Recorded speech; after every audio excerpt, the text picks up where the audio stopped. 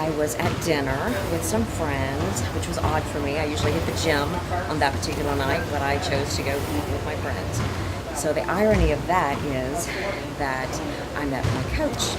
Wanda Mai met her coach on an unexpected night, but it's what he told her about competing that really took her by surprise. So I asked her if she ever competed before. She'd never even heard of it. And so I kind of just gave her a quick rundown of it, invited her to a competition.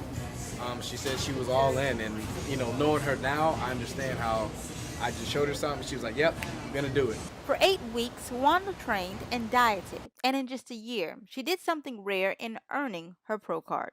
More weight involvement than just hitting the gym and being laissez-faire and casual about it. I was actually on a mission. Earning her pro card in a year is rare.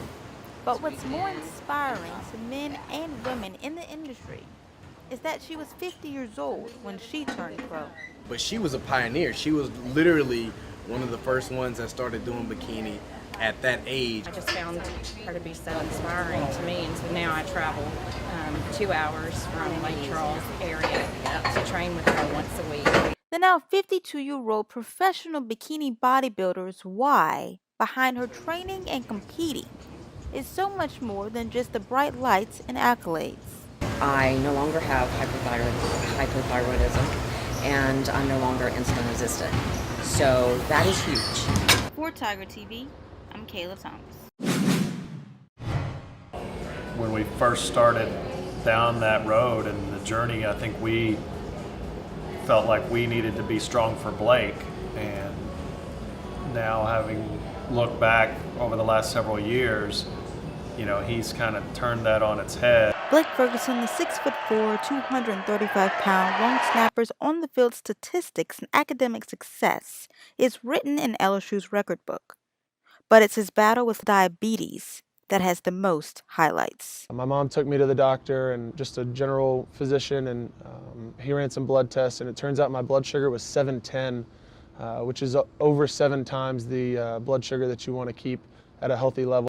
Over the course of his stay in the hospital, Blake was taught how to manage his diabetes. And then I went right back to school, back to football, back to what I know and loved. And it's been 7 years since his diagnosis, and while it's still taking some time to get used to, Blake, along with his family and the LSU trainers, are able to keep track of his blood sugar thanks to technology. The trainers here do such a good job with me. They have a continuous glucose monitor that's on me at all times, and they can see it on their phone real time what my blood sugar is, so they can always keep tabs on me during practice. And during the games, my mom is actually sitting in the stands, and she can see whatever my blood sugar is, and she can see that, and that kind of gives her some peace of mind as well. Your blood sugar, and then this arrow pointing means that your blood sugar is stable, it's on track, and you want to keep your blood sugar around 100, so that's pretty good. When Blake isn't snapping footballs to Coach Tracy for a game-winning field goal, off the field, he is helping snap diabetes in half by raising awareness through Team Tackle as an advocate for the American Diabetes Association. Develop himself into an advocate for others has been really impressive to us. My mom laughs and tells people all the time that right after I was diagnosed that I went and immediately looked up famous people with diabetes, because I wanted to have a role model in sports or in whatever it was that had diabetes, so that I could look up to them. And that's what I'm trying to be for the young kids who are just being diagnosed with type 1. For Tiger TV Sports, I'm Kayla Thomas. Braden Fehoko has come a long way since leaving his home state of Hawaii. Take a look at how his roots has influenced how he is as a man on and off the field. Tech transfer junior defensive end Braden Fehoko couldn't be more excited to finally suit up and play for LSU. It's been awesome. I mean, to sit out last year, I had to be really patient. I had to just really sit back and learn. It's hard, watching and knowing that you can't play, and then, to finally be able to play this year with my teammates and play for the coaches, it's been awesome. Offense sells tickets and defense wins games. But Fehoko knows that communication is key, especially in Death Valley. A lot more communication. It's going to be loud. You know, they have us at number 6 right now, so, you know, I'm assuming there's going to be a lot more people at the game on Saturday than, you know, the first home game against Southeastern. Fajoko's 6'4", 291-pound frame isn't just for tackling on the field, but Coach O and his teammates look to him for another role. Personally, I have a leadership role amongst not only myself, but amongst my peers. And I think that's what Coach O does so well is you know, he appoints leaders in certain rooms.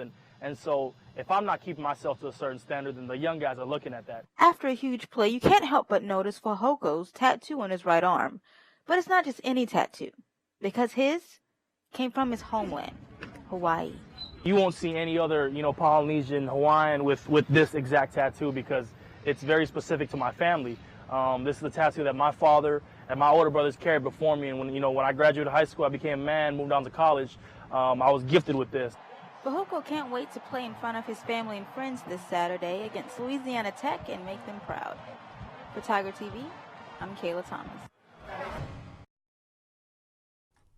The LSU women's gymnastics team had some fun today with the Halloween spirit as former first-team All-American and graduate assistant Ashley Nett dressed up as head coach Dee Dee Bro. I think today's going to be a pretty regular day for the girls. We're going to get in here, obviously, get our hard work done. We're in the swing of preseason, so we're really working hard to get these girls prepared for January. Obviously, come out to Gym 101 December. We're really gearing up for that. So today's going to be a work day for sure. And then I think some of the girls, they maybe got their face painted, maybe got a couple costumes on. But it doesn't matter. We're still going to focus in, still going to get our job done. Do you have a favorite candy? Yes, Halloween brings out the Butterfinger in everybody, and I think that today definitely got some extras in my pockets. While assistant coach Bob Moore dressed up as a pizza. Even Coach Bro got into the Halloween spirit. Well, you know, my favorite show is The Walking Dead, so I know I don't have my makeup on, but I got my shirt. Go Tigers!